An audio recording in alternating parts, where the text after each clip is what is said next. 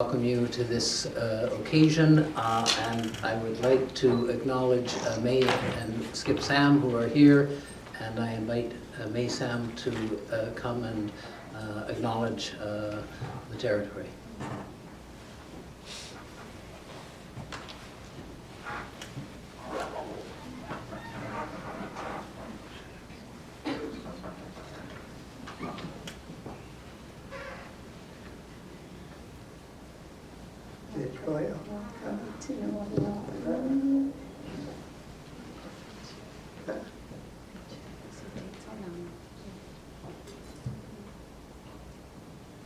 Good evening, ladies and gentlemen, good evening. It's an honor for me to be here, to be with our special guest today, Adjunct. And I think I kind of have to catch my breath here a little bit. Yeah, it's been quite a day today, very joyful. So, here from 10 to 3 today, and then I had to run home to sail. Stomach for Saturday. Went and did the drumming for the family for practice. And then quickly ate, and then I rushed back here. It's been quite a day. But I'm happy to be here. And my name is Swetstisia from Malachi. My given name from my grandmother is Swetstisia. She was from Melbay, Malahat Nation. And my father is from Cochin. So I grew up right by the Cochin River and did a lot of fishing right on the river with my father. It was a good life, We grew up helping Dad, and he showed us how to smoke fish. Never wasted nothing in those days. Cut up the fish heads, fillet it, smoke it, and the fish head and the rib and the tail was put in the pot for chowder. So it was just no waste at all, except for the guts that was thrown out and fed it to our cats. It's just a bit of sharing with you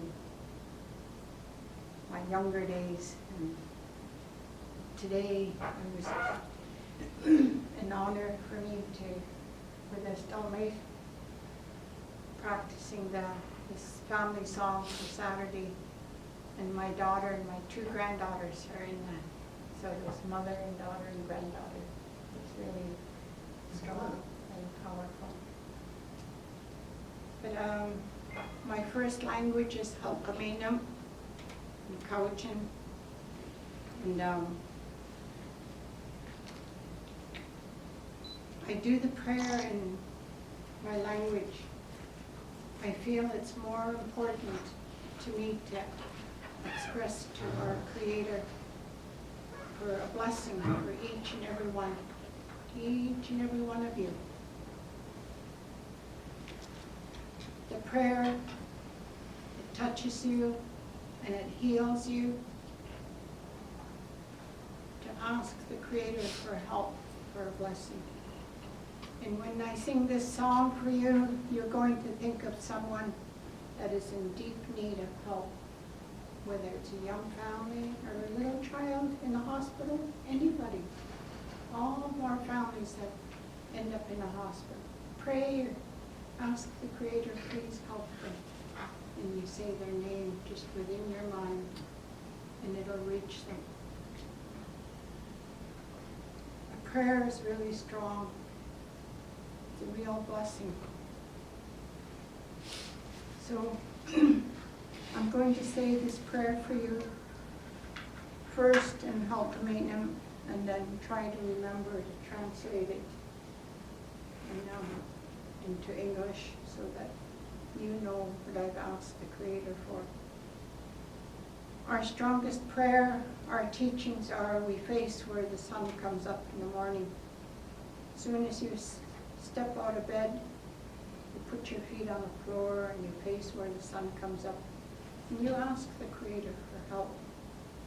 And He'll hear you. You don't have to say it out loud. Just say it within your heart. That's what we do. That's it. When I'm exnels, man and say, when I say to Saunders Braves, Saunders Day, Marcy High,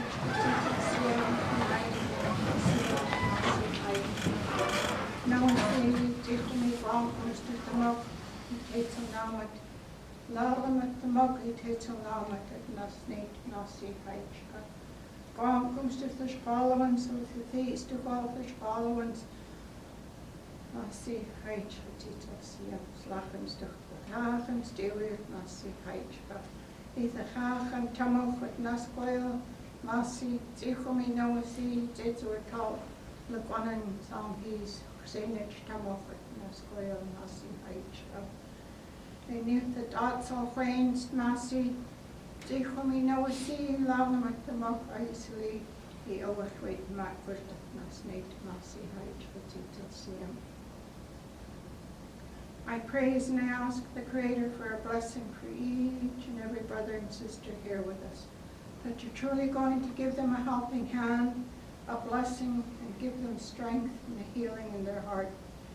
I ask the Creator that you're truly going to watch over each and every one, and I ask our ancestors to present here to take care of each and every one of our brothers and sisters, and no harm will come to anyone. I praise and I ask. Creator, hear our prayers, we plead with you once again for a blessing for the grounds that we walk on here in Songhees, Esquimalt, Saanich territory. Thank you.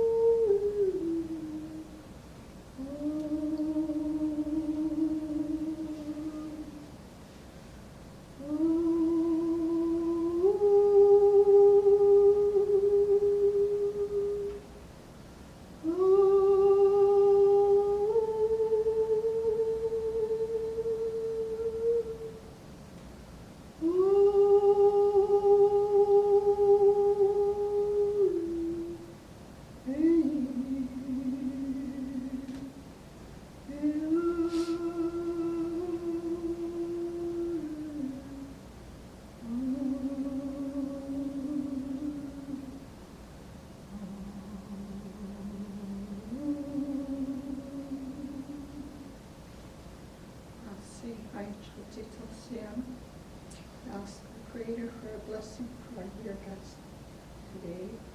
Give them strength, each and every one of our loved ones here. Bless each and every one with strength and happiness in their heart, each and every day and each and every night. Thank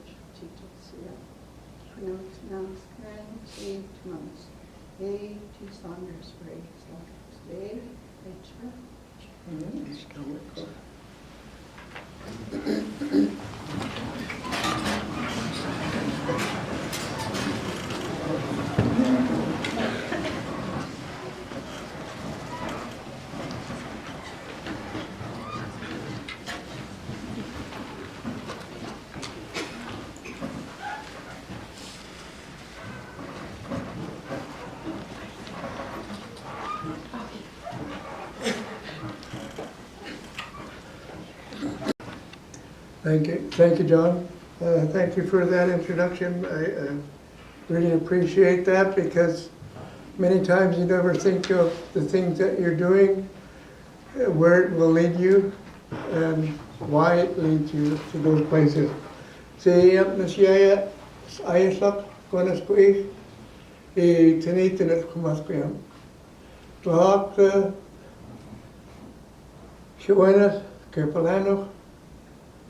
Kura tabio,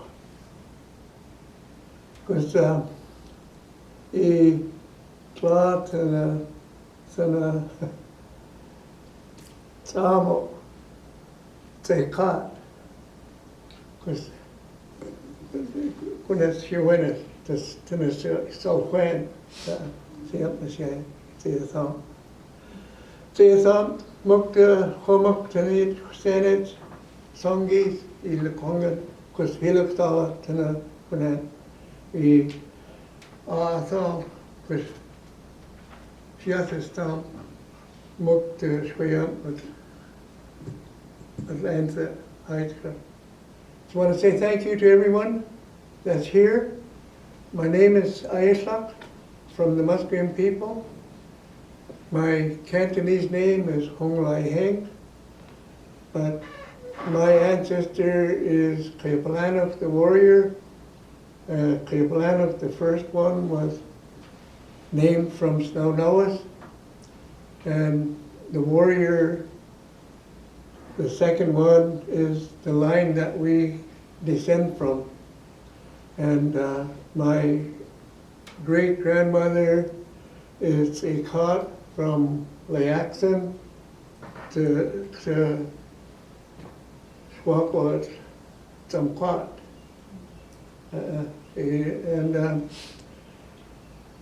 my grandfather is Hop Kaleta, Tanik Musqueam, and my mom is Sawakawa, Tanik Musqueam.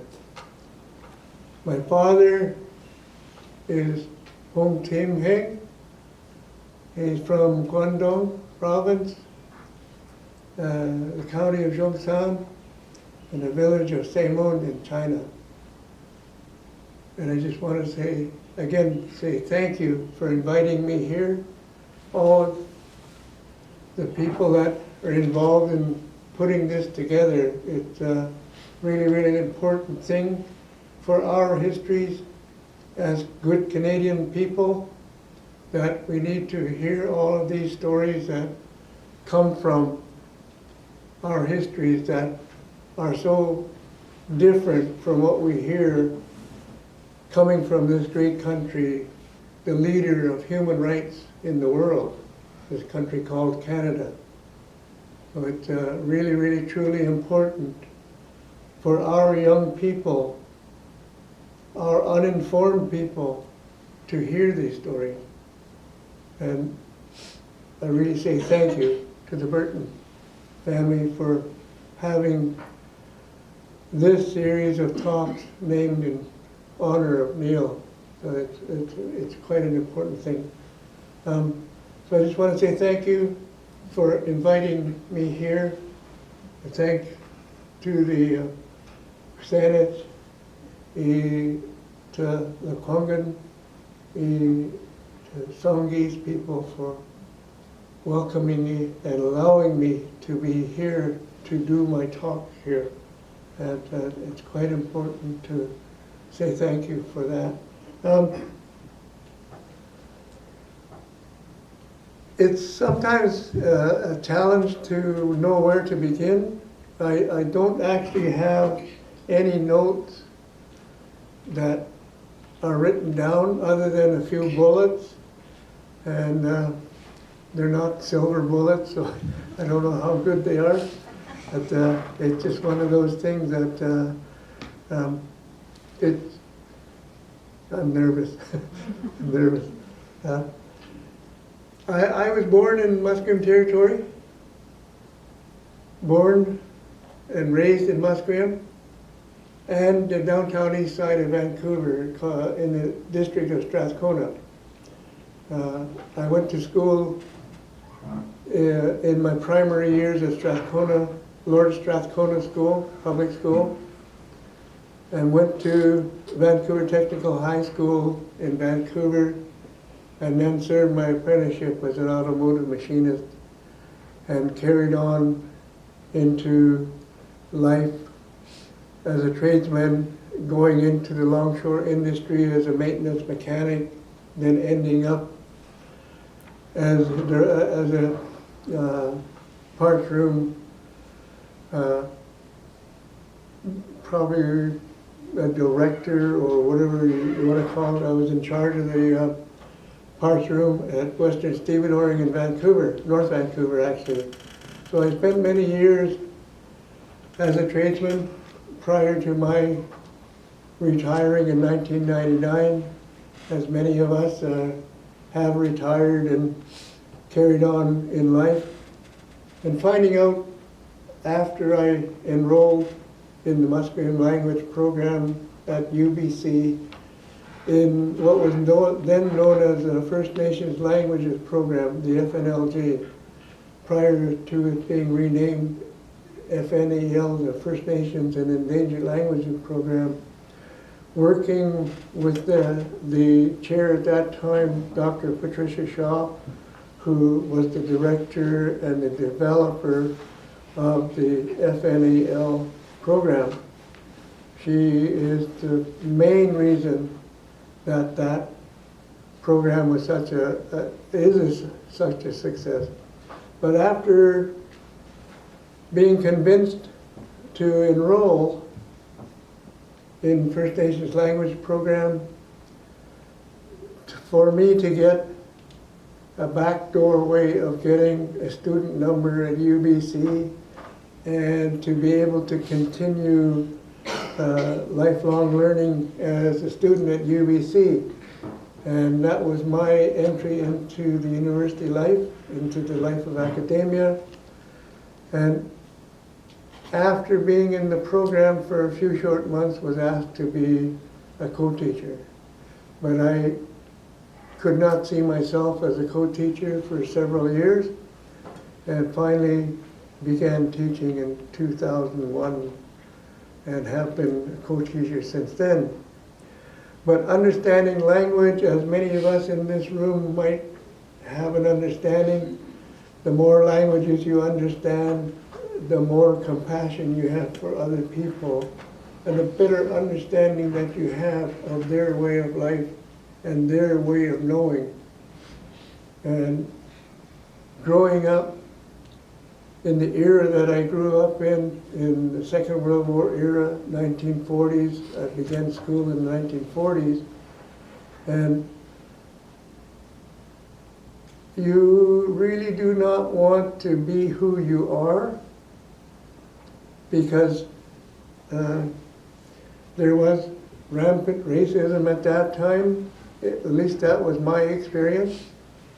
There were people that ridiculed you because many times they would say, if you consider yourself Chinese, which we were recognized in the school system as Chinese kids, how is it that you do not speak any Chinese? You can't be Chinese until you learn how to speak Chinese. And then going to school, you had to learn English. You couldn't be an English or Canadian student without understanding English. And then Pearl Harbor happened, and everything fell apart in the sense of Asian people, the Japanese, and the Chinese, because the population of Canada that was not Asian could not tell the difference between Chinese and Japanese children. So you faced that prejudice, that discrimination about, hey kid, who are you? Who said you could be around here? You know, you shouldn't be around here. Enemy aliens are not allowed here. And you say, well, no, I'm not. I'm half Indian and I'm half Chinese. I come from here. I belong here. And the ones that had a little bit of knowledge of the Indian residential school would say, well, if you're half Indian, why are you not in the Indian school? Why are you here in the public school? So that's a little bit of the little bit of things that we experienced regarding who we are and where we were at. Why were you here?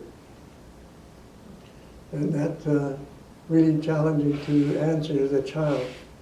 So then you grow up not wanting to be Oriental. That's the word that was used at that time. Do not want to be an Oriental child. Because all of the news was very discriminatory about the Japanese in the war. And all of the movies showed people like John Wayne shooting down the enemy planes or blowing them up on the ground, the soldiers up on the ground. So you do not want to identify with the enemy or the losers, whichever way it was happening. So you stop learning your father's language or your mother's language, because that will give you a different identity and you don't belong. You just don't belong. And that's one of the reasons why we stopped trying to learn our dad's language and stopped using our mother's language, because our dad would be upset that we could answer in Musqueam, but not in Cantonese many times. So we stopped both languages and try to be good Canadian kids so that the cowboys don't get rid of us as Indian kids. So we do not want to identify at all. And that's really something that was really, really strong in my mind.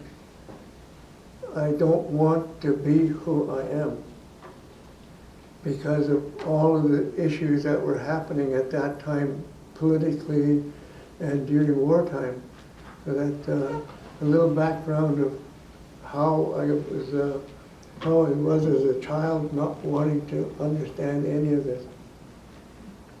But many people are not sure how Chinese men got to be with Aboriginal women.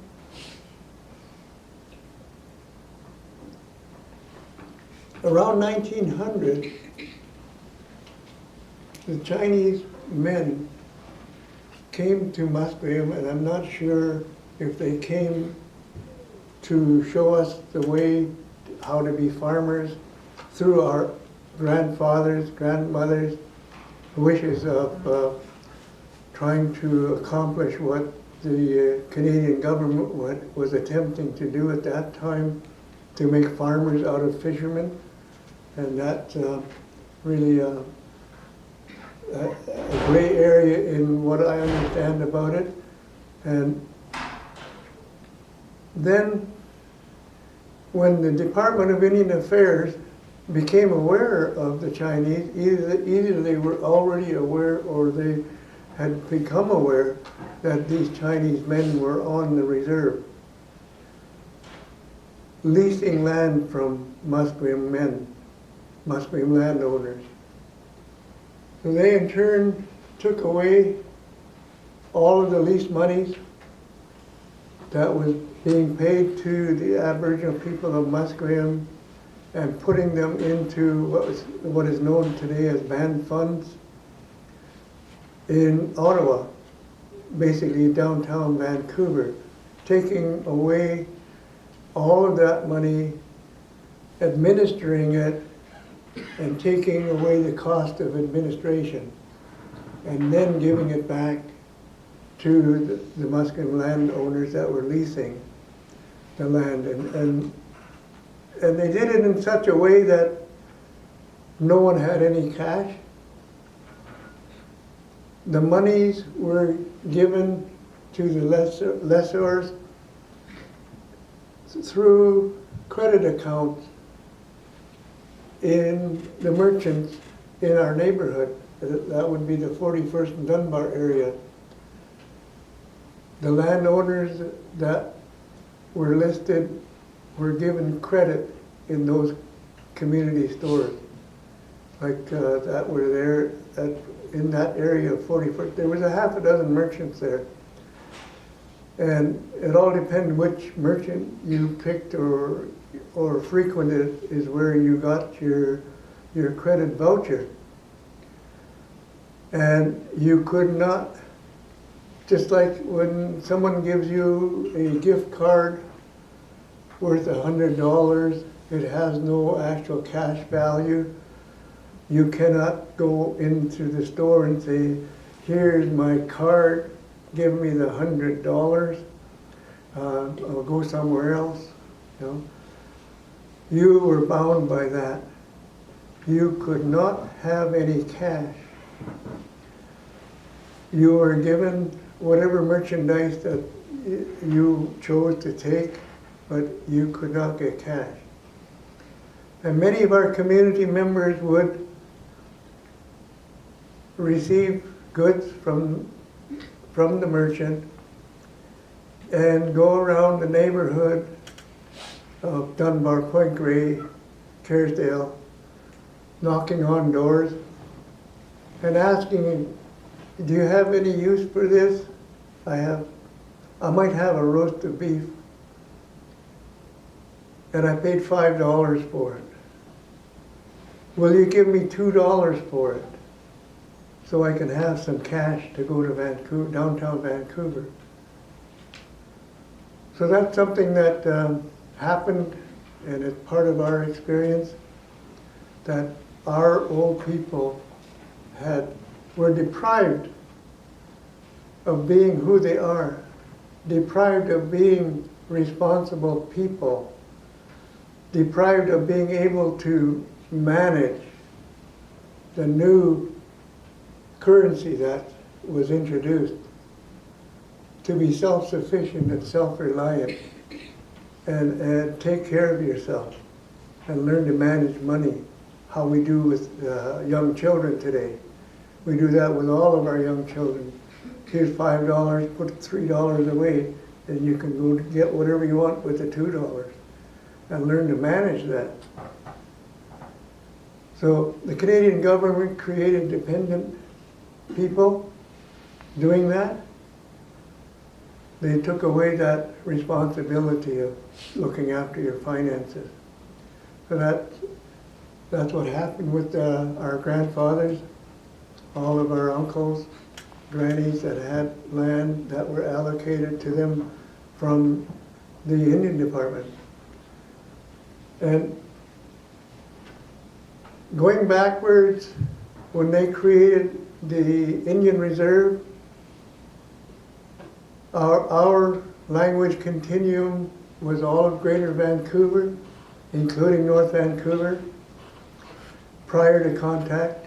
That's our oral history.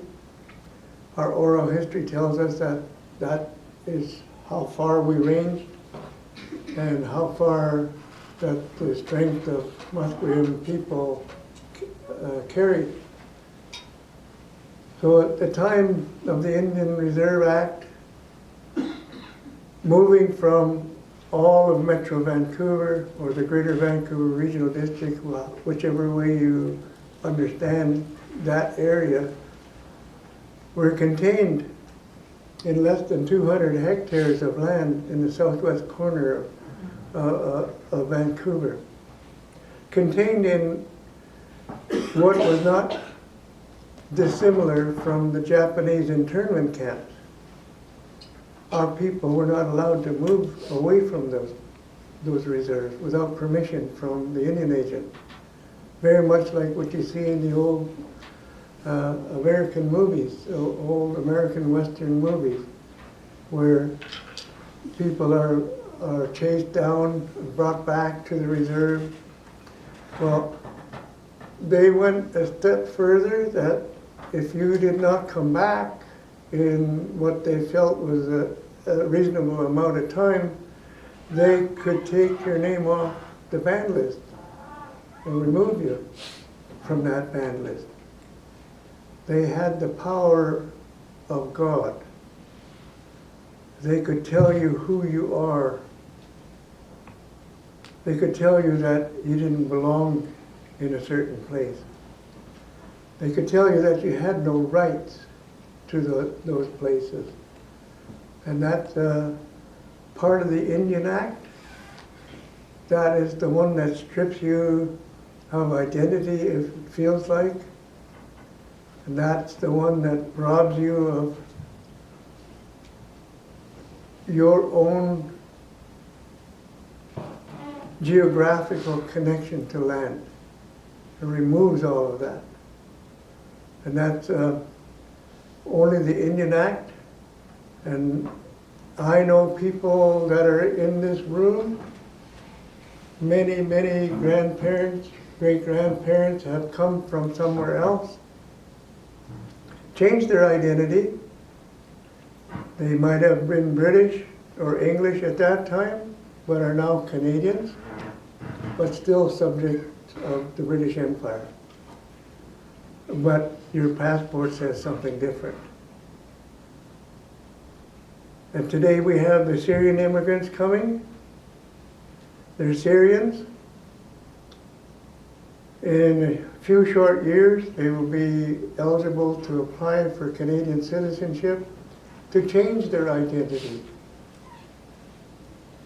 And that was the question always asked of us. Why is it that you don't just move onward? If you're allowed to leave the reserve and become part of the mass of Canadians. And my response was, I am in the country that my great-grandparents come from, where my ancestors come from. I'm not in a new country looking for a new life or a new beginning.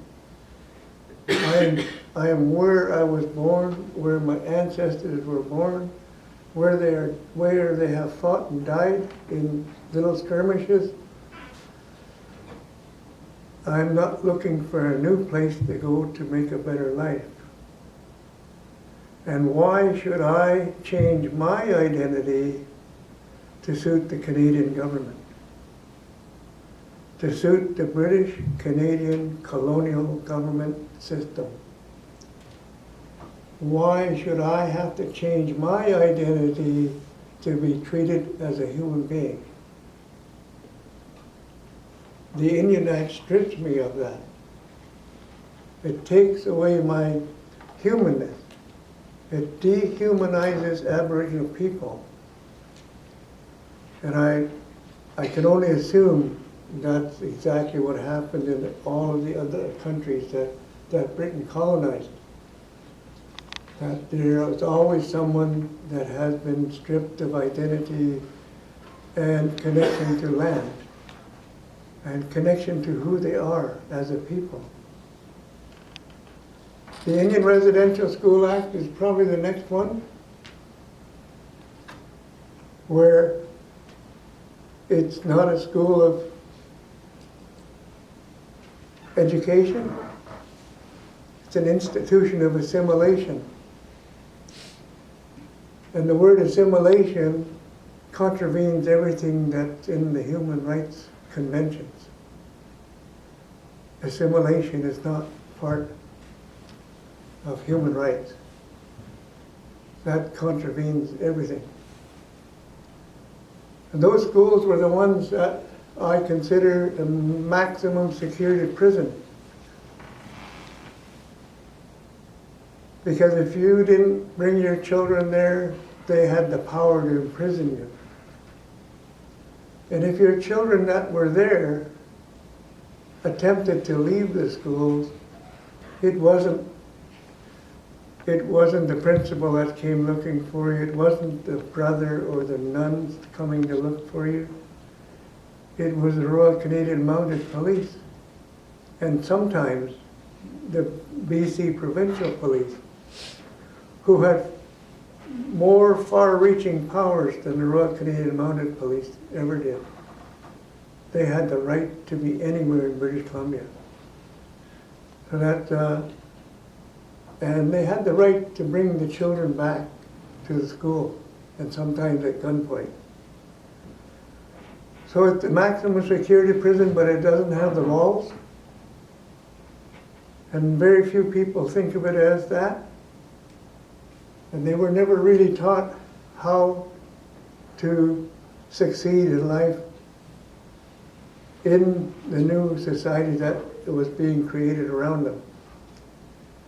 I was fortunate enough not to attend residential school because the Indian agent, after 4 or 5 years, I was born a Musqueam Indian child, but after 4 or 5 years, the line went through our names, my older brother, myself, and my sister. We were no longer children of our mother. We were considered Chinese kids. So that took away our identity. And also, at that time, under British common law, children born out of wedlock belong to the mother, do not belong to the male. At that time. It's been revised because it takes away all the responsibility of the father at that time because the child is born out of wedlock. Stricken off of the roll because our dad married our mother, and my mother found out that he was already married in China and couldn't get back onto the Indian band list, the Musqueam Indian band list. So my husband's a bigamist by Canadian law. Therefore, we're not married. And subsequently was able to have the marriage annulled. I don't know how many of us in this room understand the word annulment. It's when you do not consummate a marriage and you're still together, you can have it annulled because the marriage never happened. But the courts of British Columbia allowed the annulment of our mother after she had 3 children. So I don't know how that works or why that happens. So we went armed with that information to the Supreme Court of British Columbia, saying we should be reinstated as Aboriginal kids. It never happened. And it was not until I was in my 40s that we finally made it to the courts where we had our last, very, very last step in the process. That if we failed, we failed. If we won, we won. That would be end of story. Just prior to Bill C-31, which reinstated the status of Aboriginal women that married non-status non-Aboriginal men. So the judgment came down just a couple of months before Bill C-31. And we were reinstated our status back to birth with all rights and inheritance of status children. And not going beyond that, in the sense that the judgment didn't cover any losses or loss of privilege in the 40 some odd years that we were considered Chinese. So that's when we got our status back. But our community of Musqueam, our grandparents' generation and our great-grandparents' generation had discussed our mother's situation, considering that all of the things that I just spoke of, along with several other women who for some reason, somehow, still maintained the right of inheritance of land, even after they were married to non-Indigenous or non-status men. And at that time it's called a red ticket holder. That's a government description of it, that there was some right of inheritance tied to that. We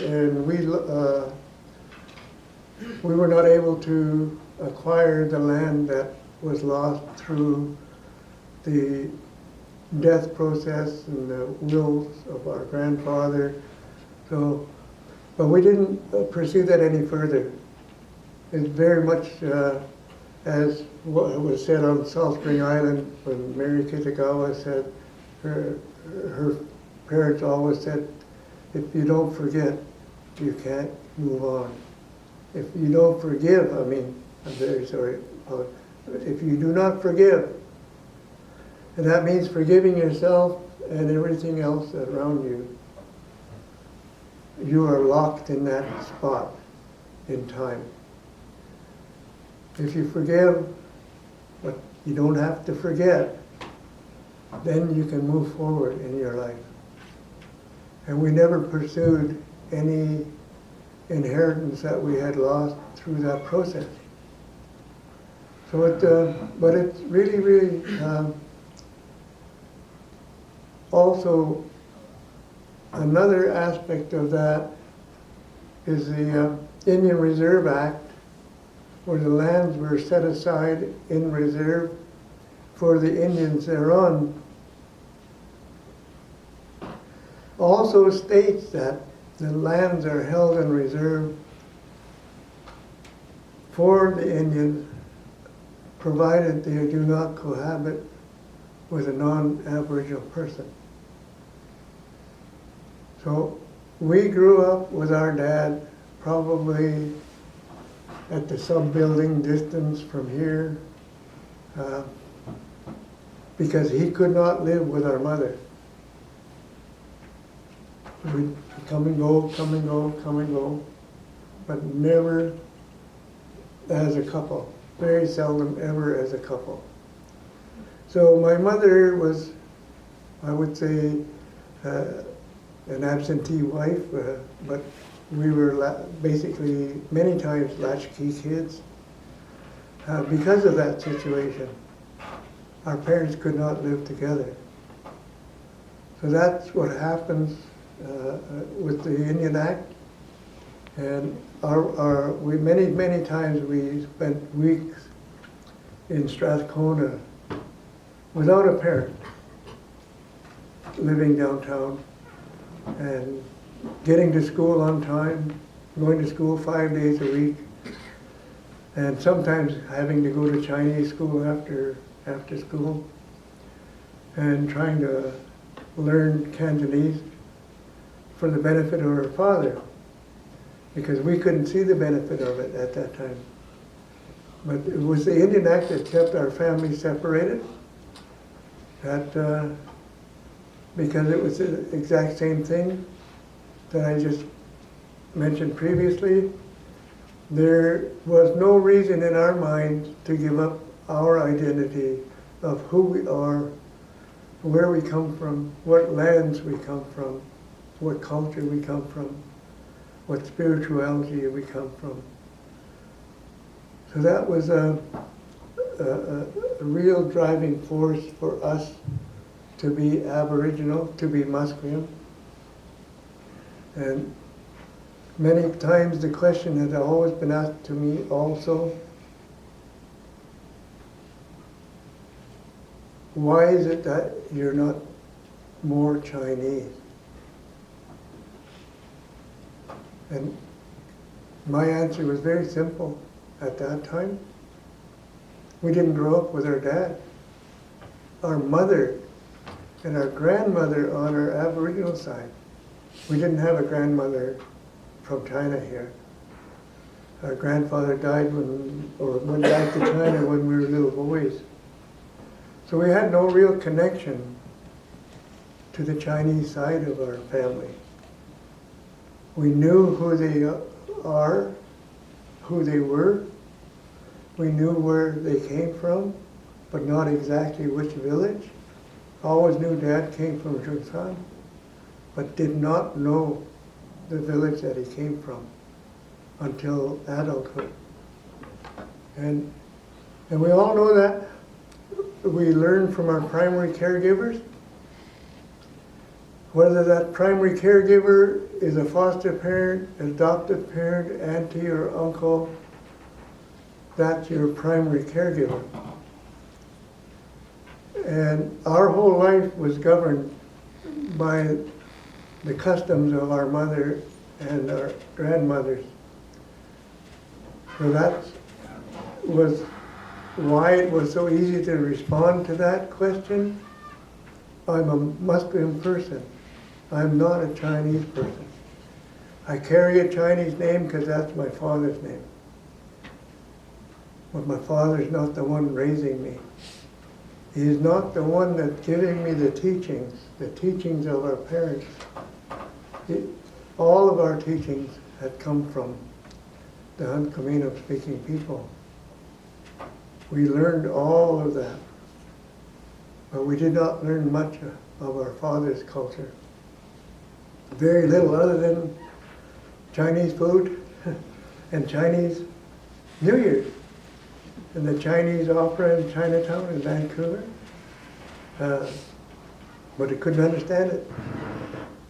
But I could understand just about all of the words that were spoken in the big house, in the Musqueam cultural aspect. So that was my answer.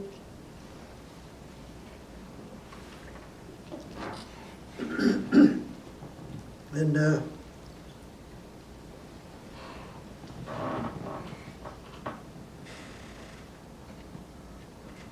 that was, excuse me,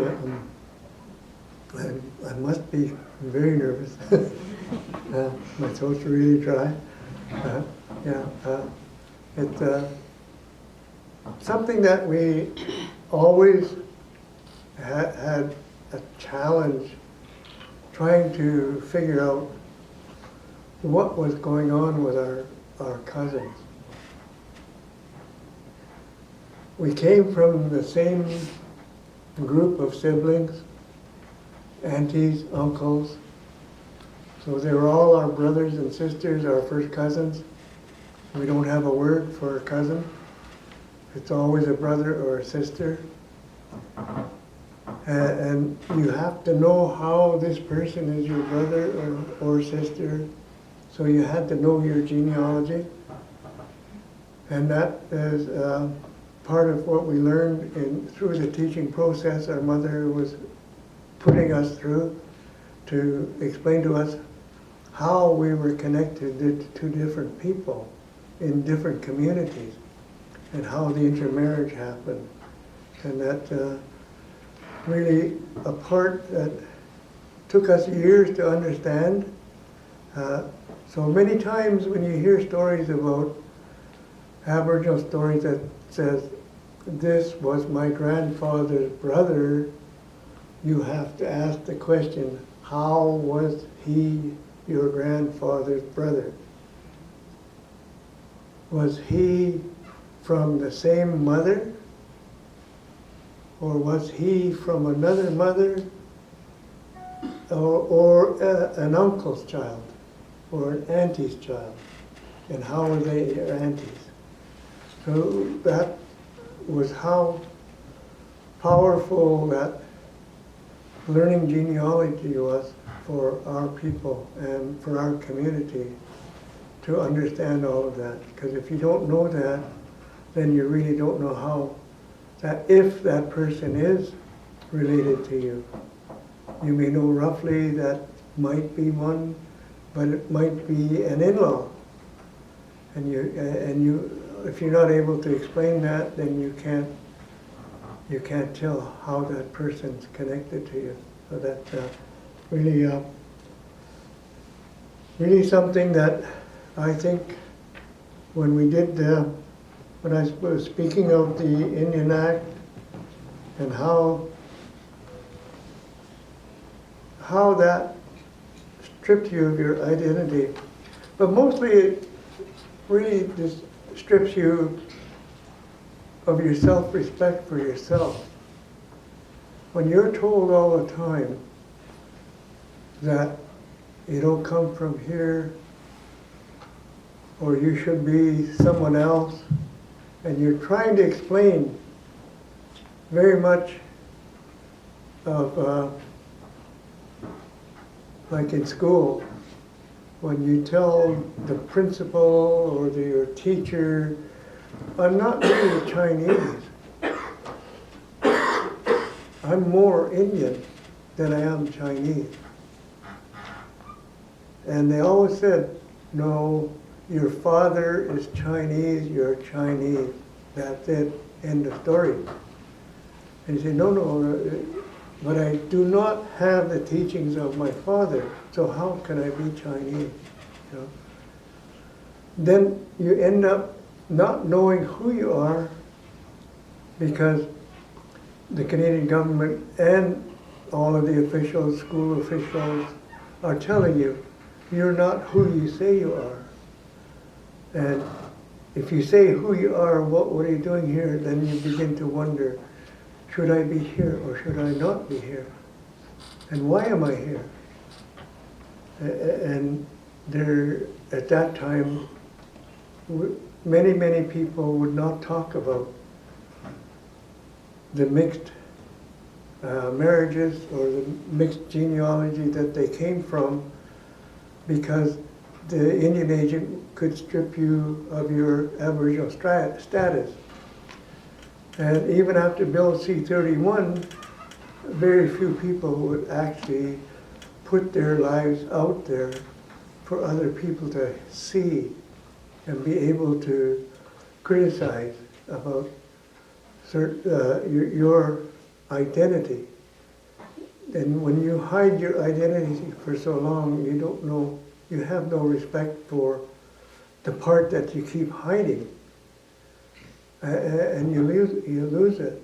So that's a little bit of how that affects us as people. And it's always been these acts of denial from the British Canadian colonial government that have been enacted ever since Confederation that has denied us all of these. The denial of identity through the Indian Act, the denial of culture through the Indian Residential School Act, the denial of acquiring our own land within society, through the denial of preemption of land that was given to the settlers. The country was opened up by allowing free land preemption, of approximately 160 acres per person, and Aboriginal people were denied the ability to own land in their own territories. And then the Indian Reserve Act in British Columbia was reduced to such a point that we have the smallest per capita reserve probably in all of Canada. We have approximately 10 acres per family head. My grandmother, my grandfather had around 10 children, and about 6 or 7 were alive at that time, was allocated 10 acres. But the new settler coming in could preempt 160 acres of land without cost. And the cost came later when they were able to show that they cleared some land. But we were never allowed to own land and never allowed to own property. These are the things that many people always question, that you guys are not proactive within society. You Aboriginal people don't do economic development, you don't do businesses, you don't do how many things, you don't even vote. You say, we weren't allowed to vote until 1947, and only because they gave the vote to the Chinese and the Japanese that they gave us the vote. And that was only provincially. Then in 1960, they allowed us to vote federally. But there was nothing happening to benefit anyone of Aboriginal descent to go and vote for a party, other than to say, I voted, I can now officially bitch about them not doing anything for us, because I voted, you know, and my vote doesn't count for anything, but I have the right to complain now. And that's probably one of the only reasons why I voted, is now I have that right to say, you guys do not do anything for us, so please tell me why should I vote. You know? And that's part of our inability to be proactive, because we were created into a dependent nation. After they realized how much fish was in the Fraser River, the fish processors came. Our community is right beside that river. We don't need land because we're not farmers, we're fishermen. All kinds of shellfish were there on the shore, and salmon came back every year.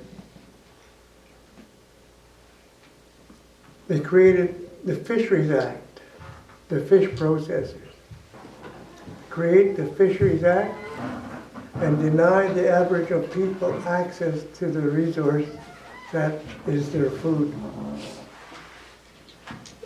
Deny the access to fish.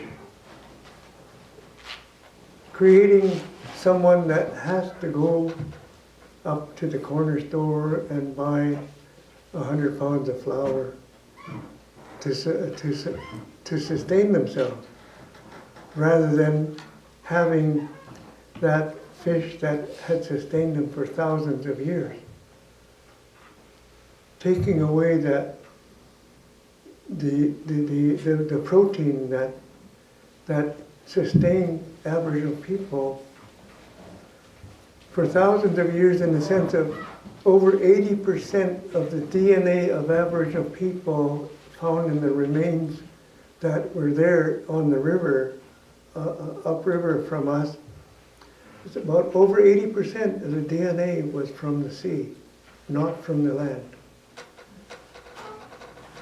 So everyone that in the fishing industry, when we got the sparrow case in the 1990s, that gave us the right to harvest and sell fish, as other people, prominent members of parliament, prominent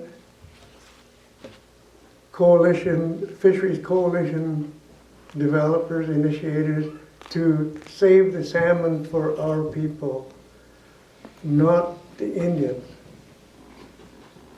That Aboriginal fisheries strategy program is race-based fishery. And we go, race-based fishery, was it not always race-based fisheries? Aboriginal people were the lowest paid. The white fishermen, the Chinese, the Japanese, then the Aboriginal. Based on race. The very same as the labor in the fishery industry, based on race, not on ability. So the whole fisheries program, the whole fisheries system is race-based. And every one of these acts I've spoken of is race-based. So these are the things that hold us back from being proactive and not allowing us to be just integrated within the society that's dominating us, the dominating society all around the Aboriginal people. And the dominating society has never been informed of all of these acts that have been created to deny access to or deny everything that makes Indigenous peoples human beings. And I think the previous Prime Minister was very correct when he said Canada does not have a colonial history. It cannot be history because it still exists. It is still here. Our assimilation process that was created in the Indian Residential School Act is still maintained today. But it has a different name. It's called the Child Protection Act. When we take children away from parents, exactly how the Indian Residential School allowed that, put them into a foster home, who do they learn from? Their primary caregiver. So if an Aboriginal child of Coast Salish descent, Central Coast Salish descent, is put into a Navajo home, they're Indians, put the Indian child in an Indian home. That child is robbed of its Central Coast Salish history and culture and language and spirituality by being put into someone else's home. And don't get me wrong, I think foster parents have huge hearts. They're wonderful people. But they do not have the identity for that child to grow up in. That child is recreated into another person. And that's part of assimilation. That child is being recreated. get a non-Aboriginal family that's 100% Catholic, devout Catholic. We don't have a word for God. We don't have a word for heaven. We don't have a word for hell. And we don't have a word for angel or the devil. These are all introduced words. If you can research all of our archive histories, you won't find those words. Most of them are French from Chinook jargon, not from our own languages. So you take the Central Coast Salish kids, you put them into a Catholic home, you recreate a new creature who has a different spirituality, a different way of expressing spirituality, completely different from Aboriginal. That's something that people don't think about. That child is being taken care of. I know it's being taken care of.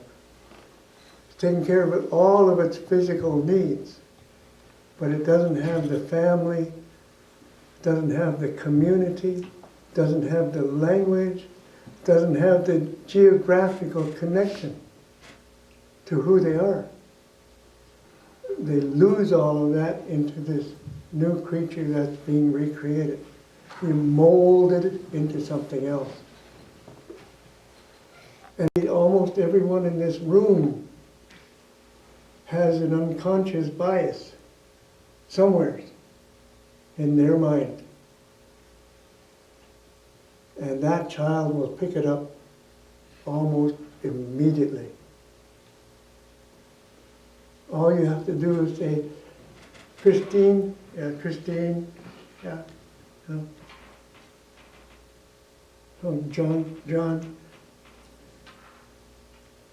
And they know right away, John doesn't matter, Christine doesn't matter. They know that. Communication is how much body language? Probably 90% body language. And that little 2-year-old kid knows right away.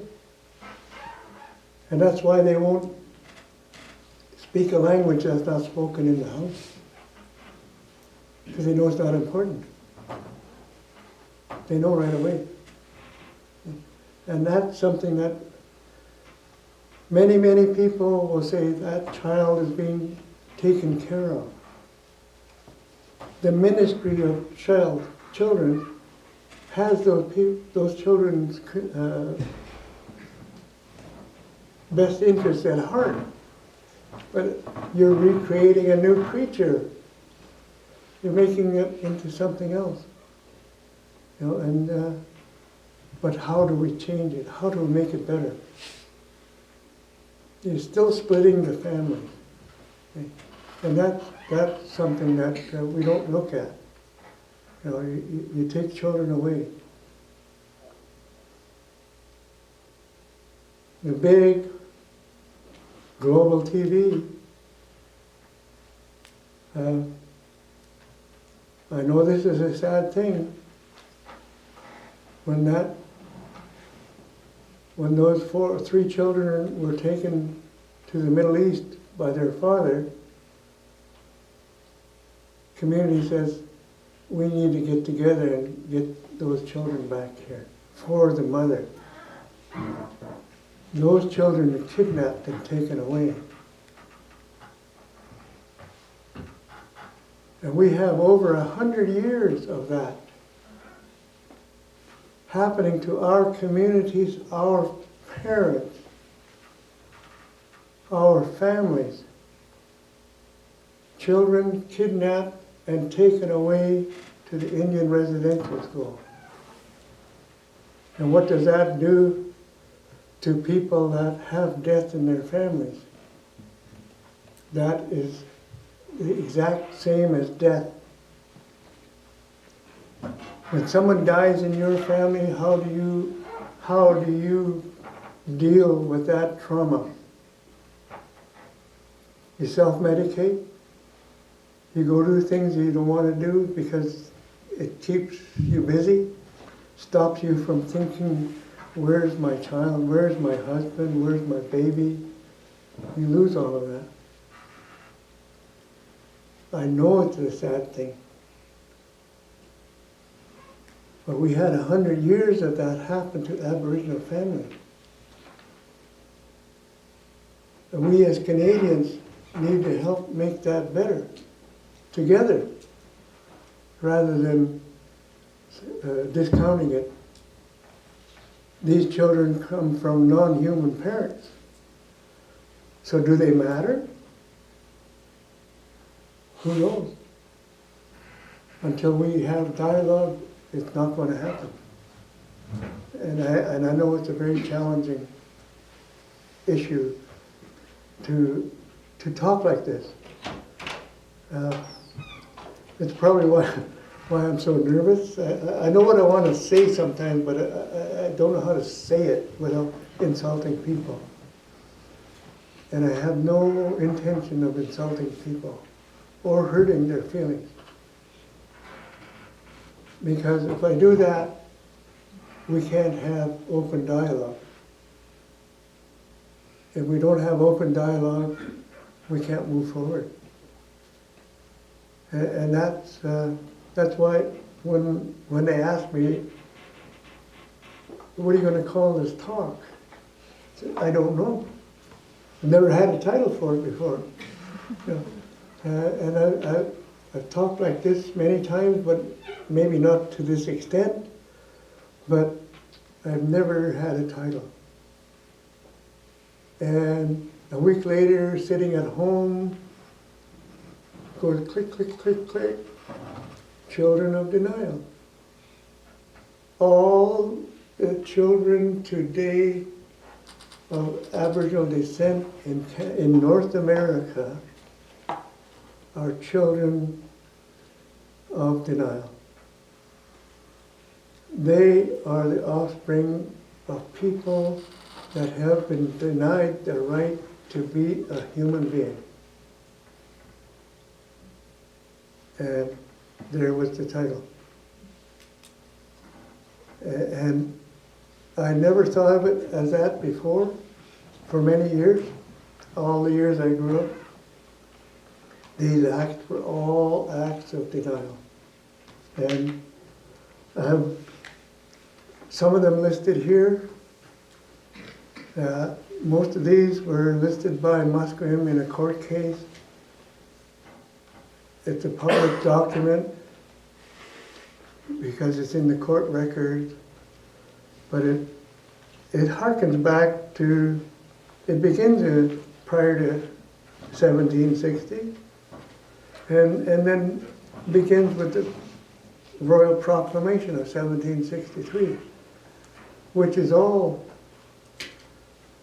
of the things that we need to talk about as a backgrounder. We need the background.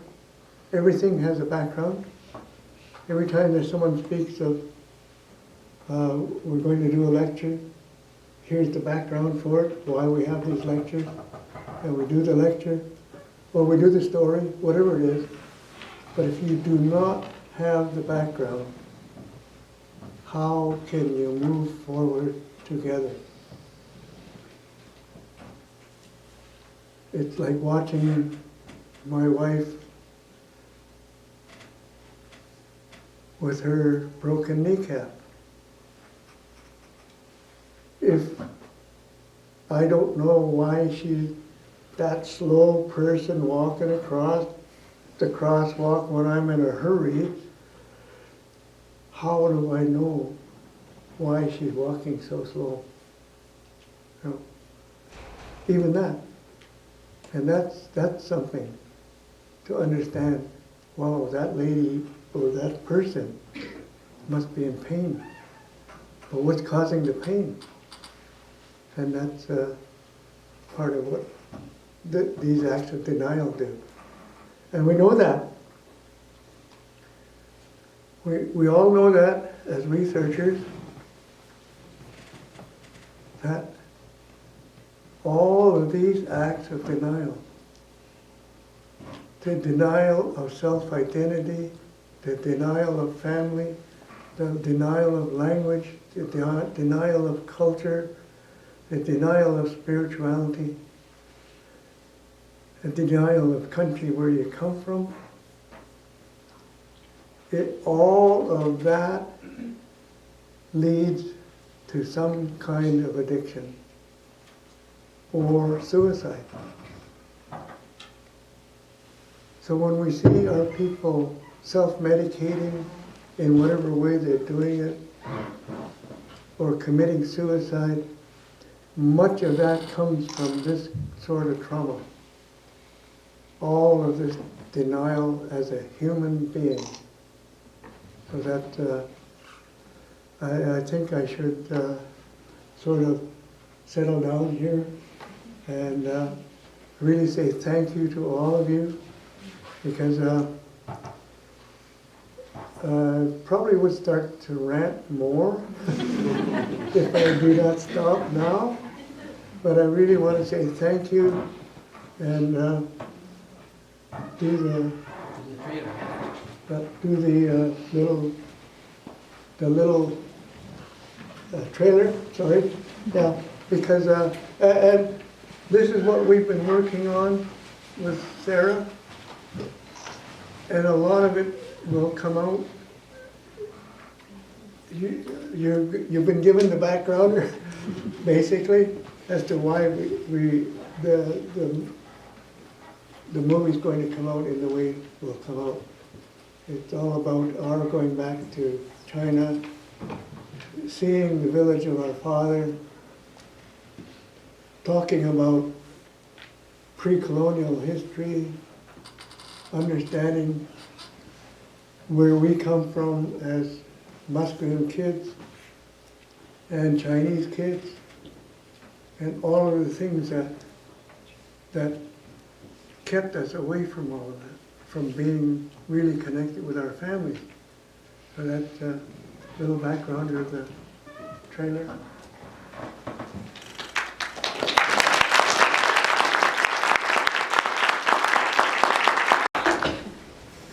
Thanks very much, Sarah, and thank you very much, Larry, and thank all of you. I've never seen quite such an attentive audience.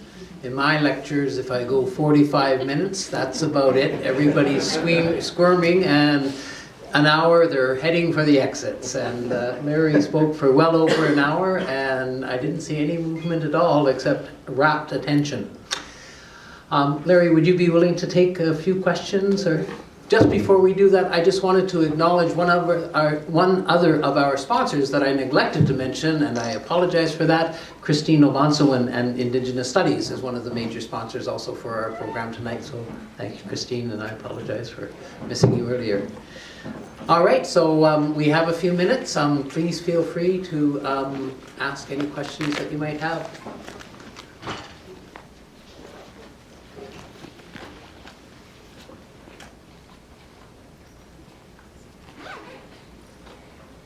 Larry, I'm concerned about the alienation of land in the Nishka territory in the north. I understand that some of the Nishka people have been given the rights to sell their land, even to outsiders, even to people of non-Aboriginal background.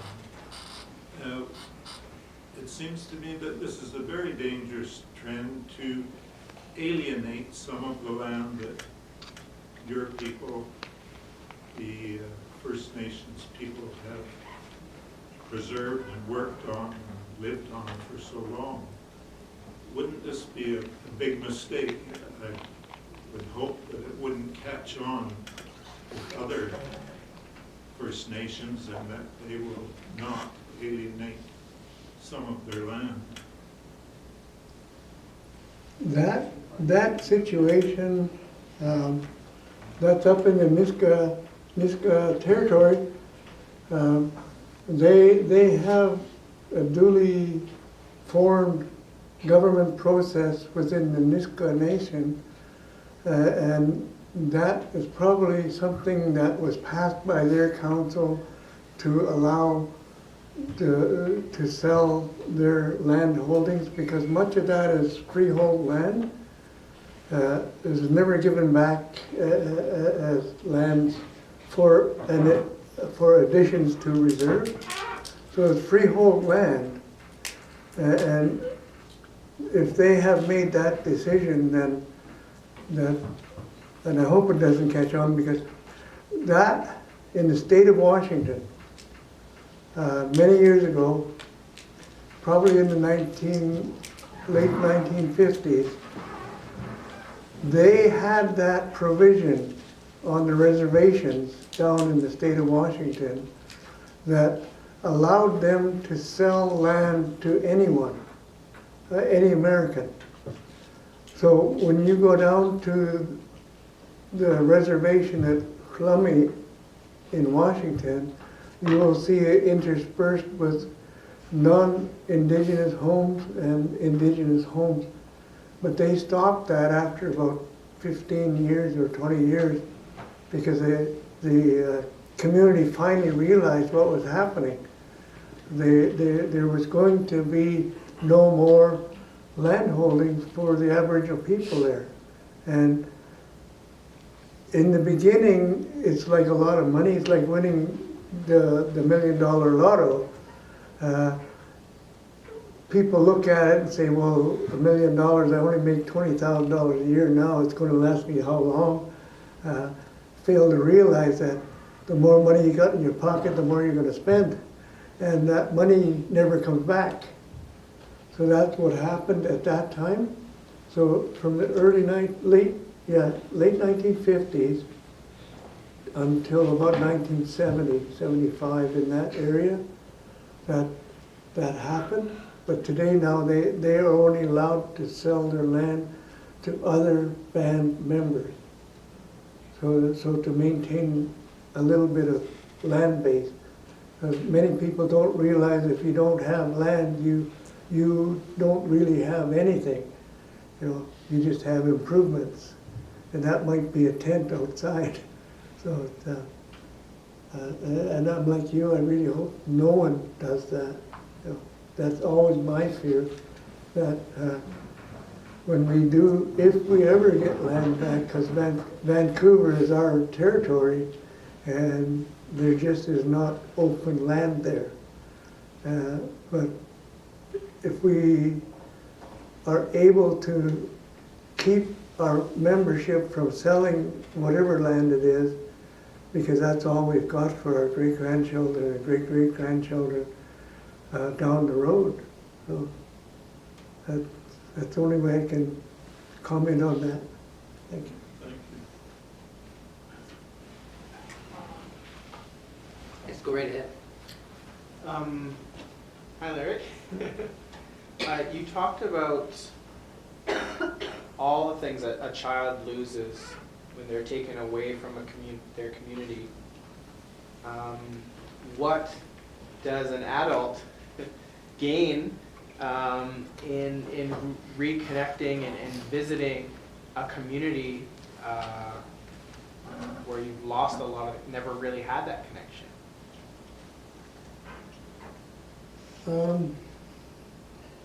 I know for me, and that's the only way I can answer that. For me, it was finally a highly, highly emotional moment when you saw that film, little part of that film, where we were all holding arms around our shoulders. That uncle that's still alive in China, our dad's youngest brother, is the spitting image of an uncle that we buried here. So it was like that man literally came out of the grave to say hi, welcome home. It was really, really, truly emotional. It finally connected me to my Chinese roots.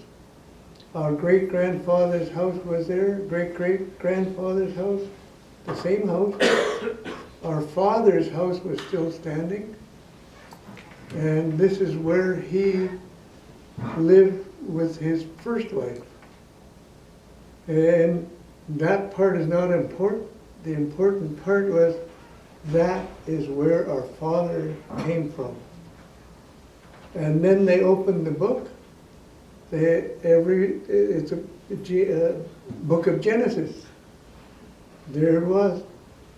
This is you, this is your brother, this is your sister, this is your little brother.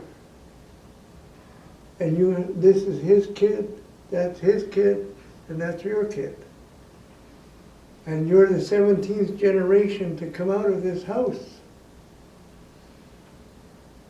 I finally had a connection to my Chinese past, or my Chinese presence within myself. And it doesn't make me more Chinese than what I am already, but it makes me a whole person in my mind. That's my dad, this is my mom.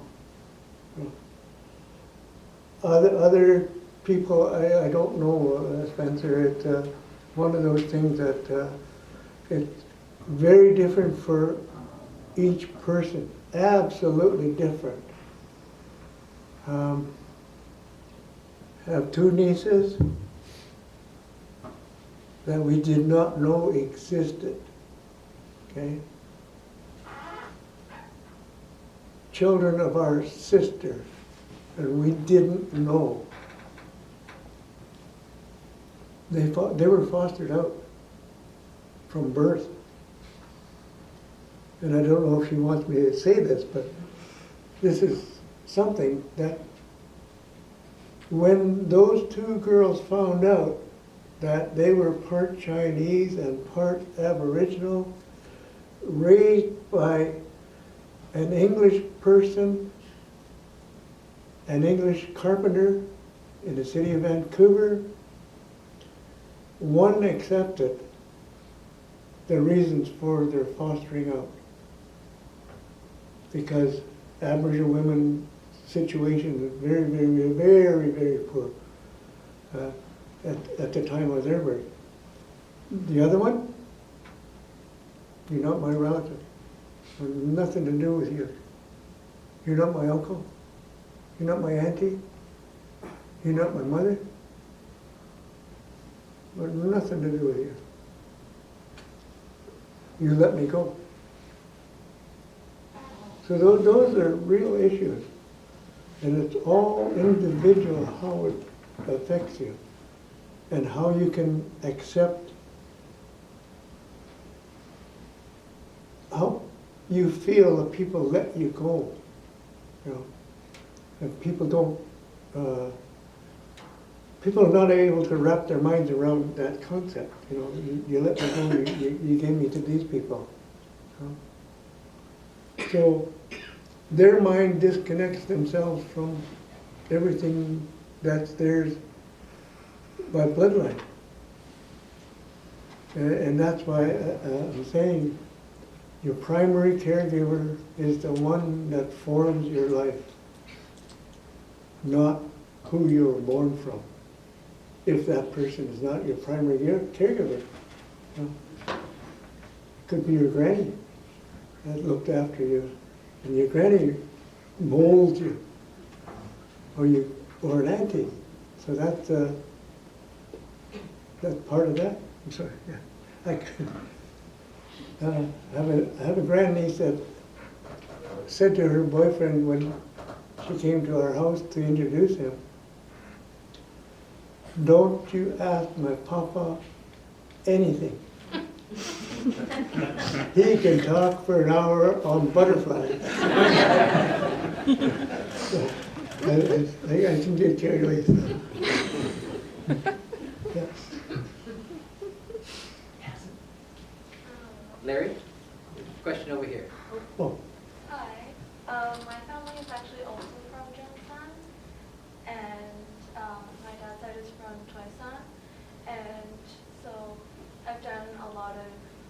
on relationships between Cantonese communities and Indigenous communities in BC. And I was noticing that in the past couple of decades that connection has really been disconnected, and so I'm wondering if you have any ideas of how we can really create community bonds again. Like between Aboriginal and Chinese, that how to make that bond stronger between Aboriginal communities and Chinese communities. I think first of all, you need to ensure that these are your family and have open dialogue very much like this. Sometimes this is all it takes, that you can trigger someone in this, like my talk could trigger someone in this room to move in a different direction, or to finally say, yeah, I'm an Aboriginal guy, but I have Chinese roots also. I should go find out. Bill C-31 has opened that door because it's no longer something that you lose your status over marrying outside of the Indigenous community. However, the stigma of mixed relationships and mixed blood children is still quite strong, very strong.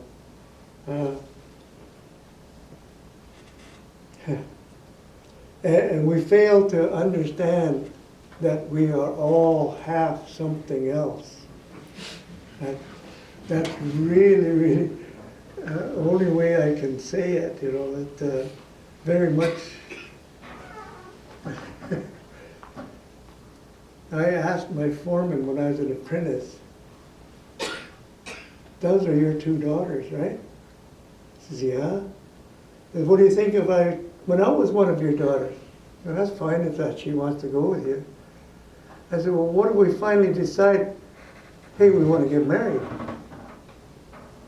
What do you think? You always said that you you're not a prejudiced guy, you don't discriminate. He said, well, no, I would oppose that because I'm thinking of the children. I said, oh, are you talking about me? What's wrong with me? Tell me what's wrong with me, because I'm mixed. And he said, no, I'm not talking about you, I'm talking about the children. I said, well, your girls are already half-breeds. He goes, well, they're not Aboriginal. I said, wait a minute, what does half-breed mean? Half-blood of what? Is it only one nationality that you call half-breed? You're Dutch. Your wife is Scottish. So what are your daughters? Dutch, Scottish, or that thing they call Canadian? He says, well, that's not what I'm talking about. So that's what I mean. It's really ingrained in us. The stigma of Chinese and Aboriginal is really, really strong, because both ethnic groups have been denied the rights to be recognized as Canadians, as human beings. They're always something else. So that's why, if we're not human beings, they can do anything they want. So, but that, I do, other than doing something like this, I don't know. Unless you have a strong connection to the Aboriginal community and other people in the Chinese community, relatives in the Chinese community that wish to do this, because it's exactly what I'm saying. Every individual will react very differently from it. So, you had a question. Thank you for your talk, and I have a similar family history to yourself, so I was really interested in that, but I'm just wondering if you, I appreciated the question from the last person. I'd like to connect with you. Excuse me. But I wondered if you, if that was quite common for the Musqueam, for the Chinese men to come and start families with the women of the Musqueam nation. Did you encounter other similar families? There are only 2 families in Musqueam. There were 150 men, roughly, that were Chinese farmers on the reserve. There's 4 in our family and 1 in another family, but she was taken, allowed to be taken by her father to be raised in Chinatown. Completely Chinese. I don't know if any of you have seen Cedar and Bamboo. There's a lady in there who has roots in Lillooet. Joe is her last name. I lost my train.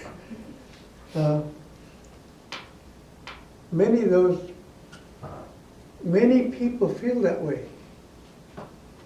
And that's something that keeps them away. But there's only 5 children in Musqueam. 4 in my family, 1 in another, and she is absolutely Chinese. Yeah, and that's normal.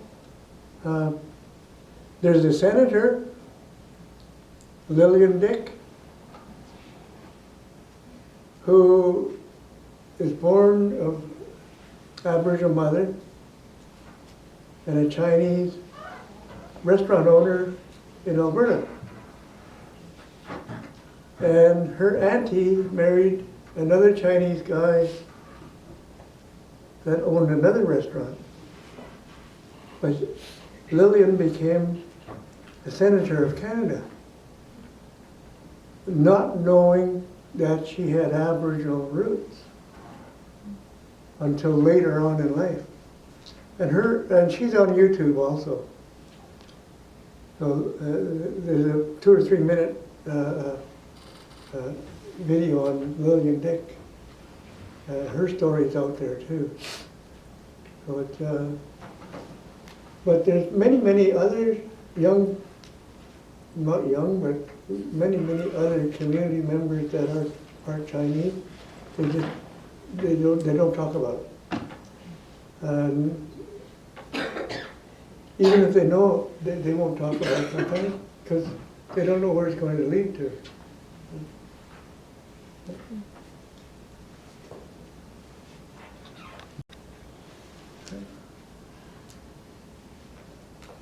Any further questions? See ya, this year. Collect what's it's here tall, to swallow a quick enormous, to know Quran, you quick in to know Quran, to know Shah. I take us here this year. So I say thank you to everyone that's here this evening. Listen to my story. And I raise my hands and thank to all of you for listening and being here. Hi, Tepka.